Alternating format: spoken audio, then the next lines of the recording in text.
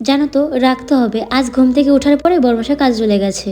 এমনিতে তো আমি একা একাই থাকি, এই একাকিত্ব আমাকে গভীর চিন্তায় নিয়ে যায়। জানো তো, আমি কিছুক্ষণ মাত্র চুপ করে থাকি না, আমি এটাকে কিছু না কিছু করতেই থাকি। স্নান করে নিয়েছি, পুজো দিয়েছি, আর বাকি কাজগুলো করে নিয়েছি, রান্না চলে এসেছি। এখন আমি তোমাকে দেখাবো কি কি বাজার এনেছিল কাল। মূলো, মটরশুঁটি, ফুলকপি, বেগুন, অনেক কিছুই এনেছিল। একটা কথা বুঝতে পেরেছি, একটা মেয়ের বিয়ে হয়ে যাওয়ার পর মেয়ের জীবন অন্যরকম হয়ে যায়, কারণ সে নিজের থেকেও বেশি নিজের বরকে ভালোবাসে। সে গেছে কিনা, সে তার শরীর ভালো আছে কিনা, এটা যে খুব বেশি করে, যেমনটা আমি এখন করছি।